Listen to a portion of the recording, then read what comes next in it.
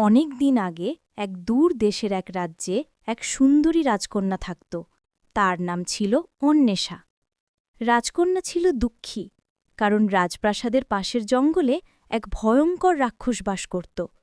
প্রতিদিন রাতে সে জঙ্গলের অন্ধকার ভেদ করে প্রাসাদের দিকে এসে চিৎকার করত, আর রাজ্যের লোকেরা সবাই ভয়ে কাঁপত। একদিন সেই রাজ্যে এলো এক সাহসী রাজকুমার। তার নাম ছিল অর্জুন।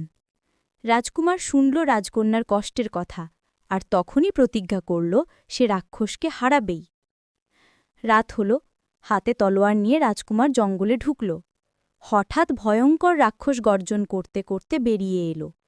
রাজকুমার ভয় পেল না। রাজকন্যার কথা মনে করে বুক ভরা সাহস নিয়ে রাক্ষসের সাথে যুদ্ধ শুরু করল। ঘণ্টার পর ঘণ্টা ভয়ঙ্কর যুদ্ধ চলল। শেষে রাজকুমার রাক্ষসকে পরাজিত করল। কিন্তু তখনই জানা গেল রাক্ষস আসলে কোনো দানব নয়, সে ছিল এক অভিশপ্ত রাজপুত্র। ৭ বছর ধরে এক দুষ্ট জাদুকরের অভিশাপে সে রাক্ষসে পরিণত হয়েছিল। রাজকুমারের সাহস আর নিঃস্বার্থ হৃদয় তাকে মুক্তি দিল। রাজকন্যা অন্বেষা আর রাজকুমার অর্জুন রাজ্যকে রক্ষা করল। এরপর তারা বিবাহ বন্ধনে